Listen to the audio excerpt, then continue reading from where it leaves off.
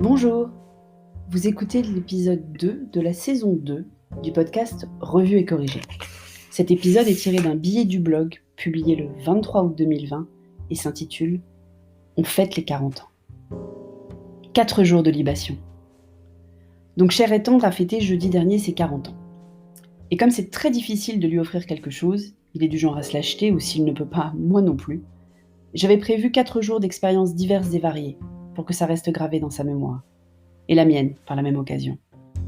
Pour transformer une crise en opportunité, la destination choisie a été Paris. Il m'avait emmené à Amsterdam pour mes 40 ans il y a déjà plusieurs années, mais on avait une des mamies pour garder Petit Dôme, et on habitait Paris. Cette année, Paris au mois d'août sans touristes était assez irrésistible, et Petit Dôme compatible.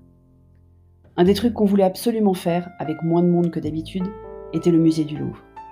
Petit Dôme rêvait d'aller voir les antiquités égyptiennes. Il avait adoré l'exposition Toutankhamon d'il y a presque 2 ans.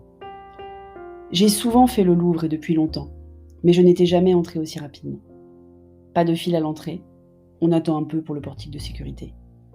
Peu de monde dans les allées, même si on était quand même parfois nombreux dans les salles de l'Égypte, apparemment prisées. Et même des tables libres au Café Marly en sortant, une première par une journée aussi ensoleillée. Alors bien sûr, sous le masque, c'est parfois étouffant. Et la prise de température à l'entrée de la terrasse du Café Marly était pour le moins surprenante. Mais on ne regrette rien. Pour continuer le week-end culturel, on a été visiter l'exposition Louis de Funès à la Cinémathèque. Forcément, je vous en parlais à l'épisode 104 de notre folie pour Louis de Funès.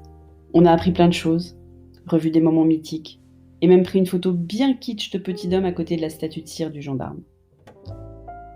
Mais Paris est devenue une ville différente. J'ai déjà eu l'occasion d'en parler ici. Je suis fan absolue de Paris. Je lui ai consacré tout mon épisode 120 de la première saison.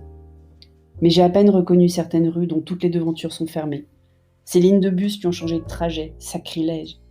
Ces rues vides de passants et de voitures.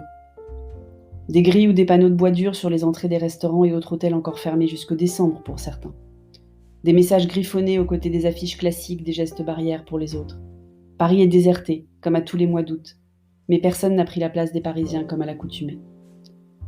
À Bordeaux, les touristes français et européens sont pourtant relativement nombreux. Je pensais quand même que nous croiserions Belges, Néerlandais ou Espagnols dans la capitale. Plus d'Anglais, quatorzaine oblige. Mais non. Et on se rend compte à quel point certains commerces tournent avec la clientèle touristique, de loisirs ou d'affaires. Alors espérons qu'au moins celles d'affaires reviennent en septembre, mais j'en doute. Au milieu de nos sorties et autres dégustations, je vous épargne la description des restaurants et autres repas amicaux qui ont égrené nos 4 jours de célébration. J'ai toujours détesté le food porn. Au milieu de nos sorties et autres dégustations donc, on a pas mal échangé sur l'impact de la crise actuelle sur la vie de tous les jours. Certains palaces n'ont pas prévu de rouvrir avant au plus tôt décembre. Certains espaces culturels n'ont pas encore de date de réouverture. Les petites franchises dédiées aux déjeuners de quartier de bureau n'ont pas toutes survécu à la première vague. Les événements professionnels vont reprendre peu à peu en septembre, mais pas les gros mastodontes internationaux. Les écoles vont rouvrir en septembre, mais pas toutes les activités extrascolaires, ou alors en distanciel quand c'est possible.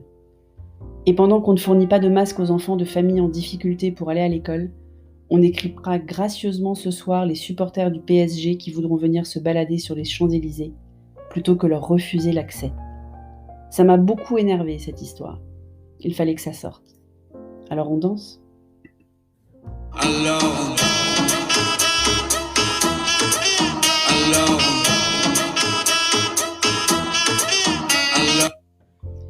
Merci de m'avoir écouté.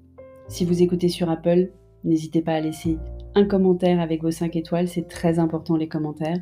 Et sur toutes les plateformes de balado-diffusion, abonnez-vous et partagez. À bientôt.